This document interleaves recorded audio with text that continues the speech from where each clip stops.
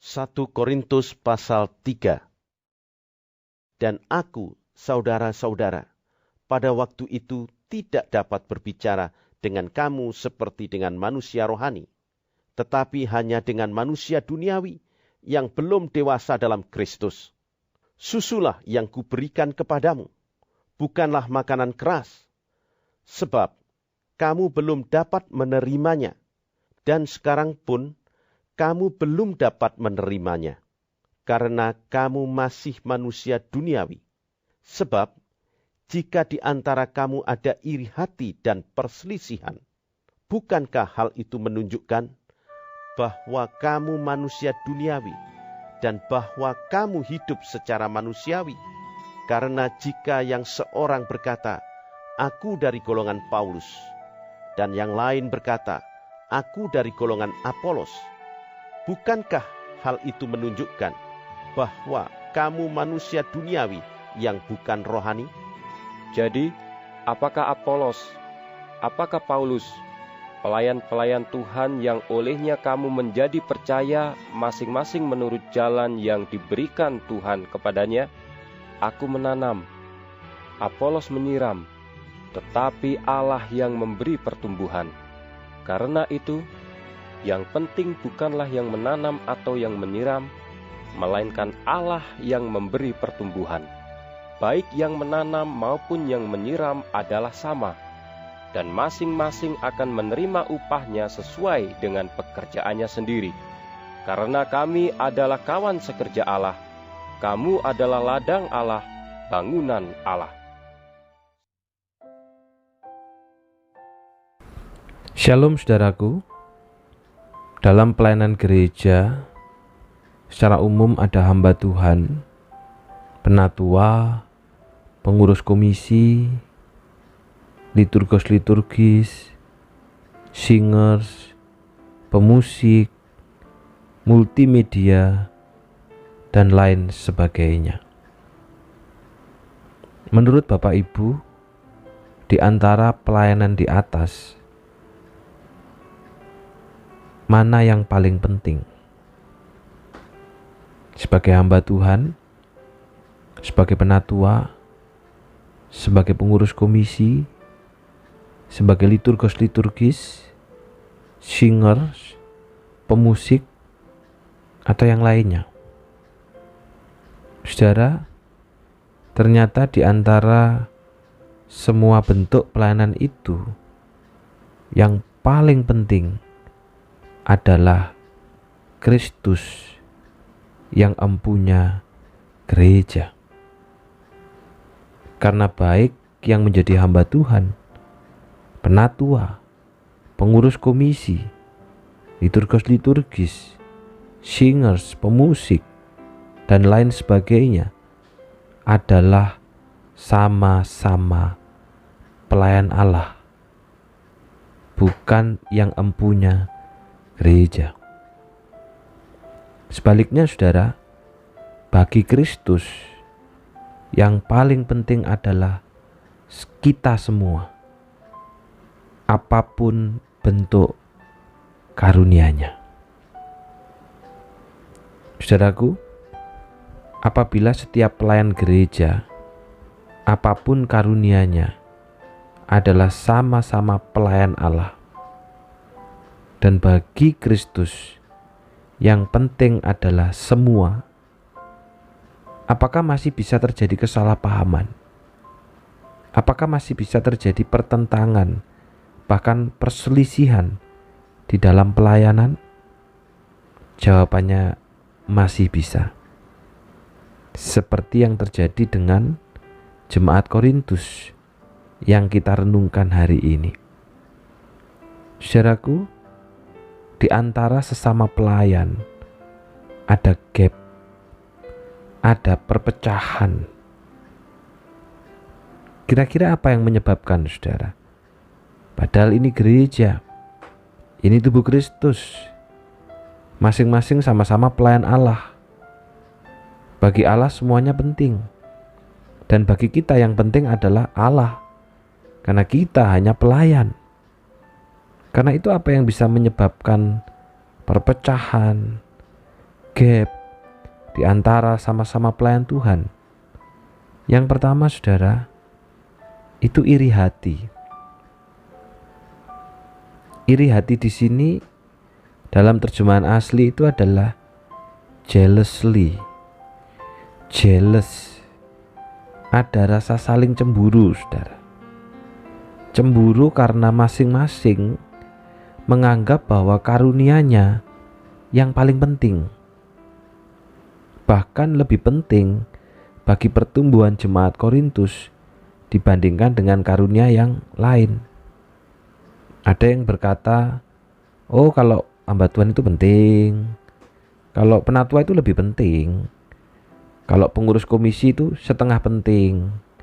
Nah ini saudara, sehingga akhirnya menyebabkan ada kecemburuan karena ada yang menganggap penting dan tidak penting. Bahkan pada akhirnya saudara, di tengah-tengah jemaat Korintus ada jemaat yang berusaha untuk mengejar satu karunia, yaitu karunia berbahasa roh, bukan untuk membangun tubuh Tuhan, namun hanya untuk memperoleh pengakuan. Karunia rohani yang seharusnya digunakan untuk saling melengkapi justru dijadikan ajang untuk rebutan pengakuan diri. Saudara, ini yang menyebabkan ada yang penting dan tidak penting. Lalu yang kedua, saudara, apalagi yang bisa menyebabkan terjadinya perpecahan di antara sama-sama pelayan Allah, yaitu adanya perselisihan. Perselisihan di sini memang dalam bahasa aslinya itu debat. Artinya terjadi perdebatan di antara sesama pelayan Allah.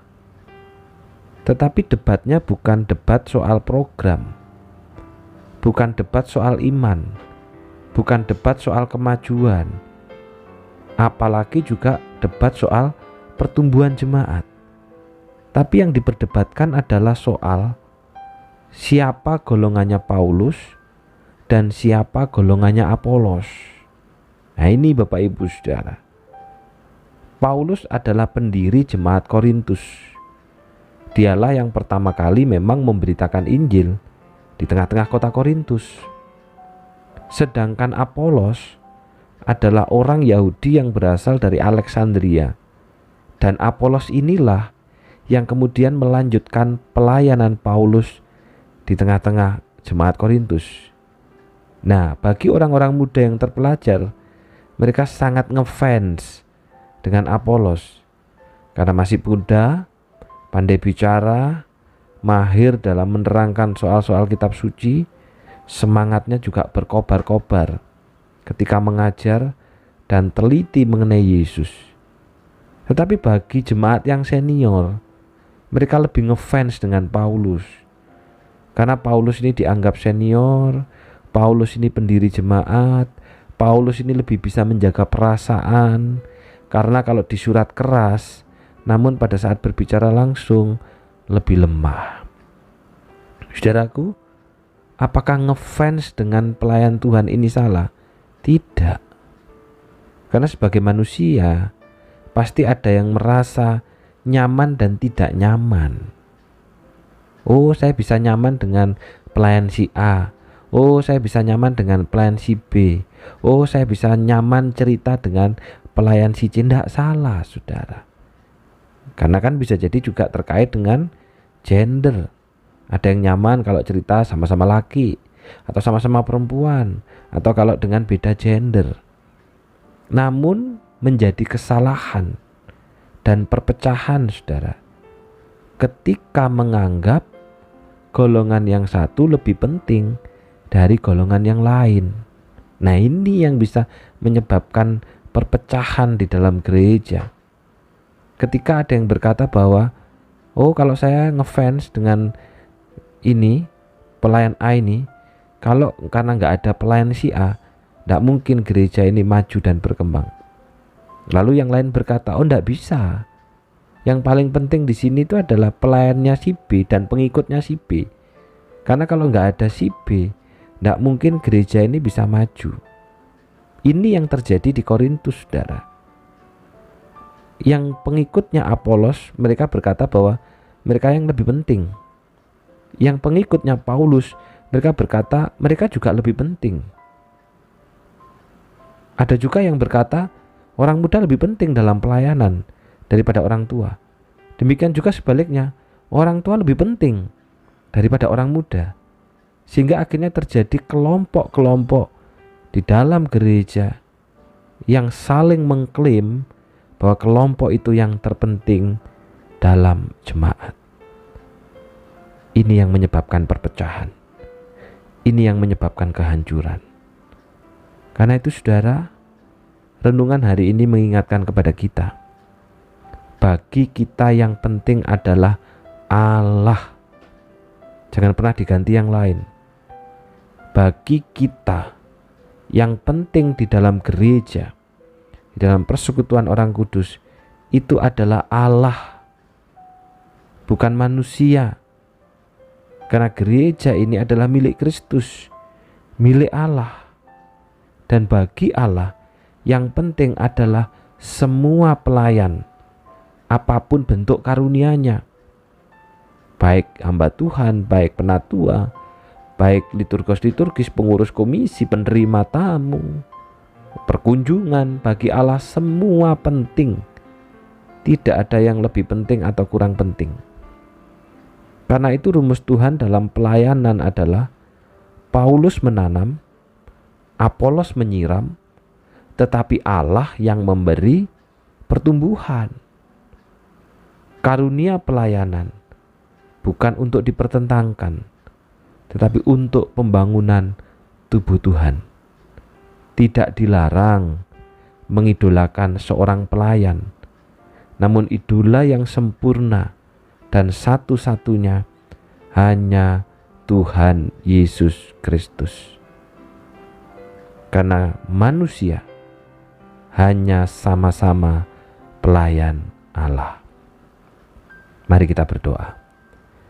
Bapa yang di surga, kami bersyukur hari ini kembali kami dibukakan dengan terang bahwa pengalaman daripada gereja Tuhan terjadi perpecahan di antara pelayan itu oleh karena adanya kecemburuan, menganggap yang satu lebih penting daripada yang lain, menganggap karunia yang satu lebih hebat daripada karunia yang lain, dan adanya juga perselisihan karena ada kelompok yang satu lebih hebat daripada kelompok yang lain.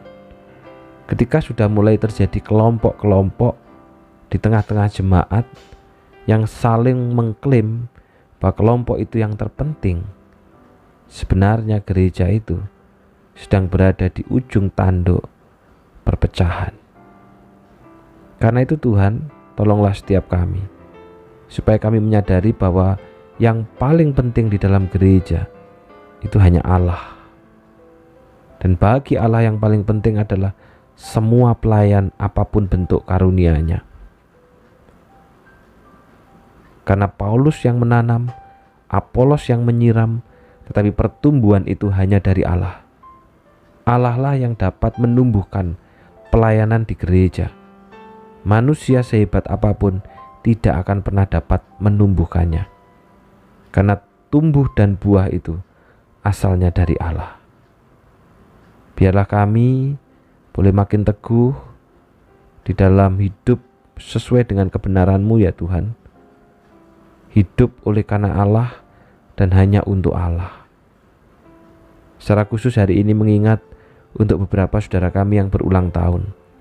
Untuk Koheru Gunawan, kami bersyukur bagaimana Tuhan pernah meluputkannya dari peristiwa yang sangat menakutkan sekali. Dan kiranya biarlah melalui peristiwa terluput dari kecelakaan yang hebat itu, membuat Koheru mendekat kepada Allah, hidup di dalam kasih karunia Allah. Tuhan juga yang tahu akan pergumulannya di dalam kehidupannya, biar Tuhan yang memberikan damai sejahtera. Demikian juga untuk Clarissa Kusuma Jaya yang juga berulang tahun ya Tuhan. Kiranya Tuhan tolong orang muda ini supaya menjadi terus orang muda yang terikat dengan Tuhan, terikat di dalam perjanjian, janji setianya kepada Tuhan, bukan kepada manusia. Sehingga dimanapun berada, di Banyuwangi, di Jakarta, tetap terikat dengan Tuhan. Masa depannya biarlah kiranya Tuhan yang menyertai dan memimpinnya. Demikian juga untuk Meme Okta. Tuhan tolong juga orang muda ini yang menginjak usia remaja, mulai belajar melayani Tuhan. Kiranya Tuhan berikan ketekunan, berikan kesetiaan kepadanya. Tuhan genggam erat imannya sehingga bertumbuh dewasa menjadi seorang yang setia kepada Engkau, dan masa depannya ada di tangan-Mu. Terima kasih Tuhan. Dalam nama Tuhan Yesus kami sudah berdoa. Amin. Selamat ulang tahun untuk Ko Heru Gunawan, untuk Clarissa Kusumajaya, dan untuk Okta Ayu atau Meme Okta. Terus tersetia dengan perjanjian. Tuhan memberkati.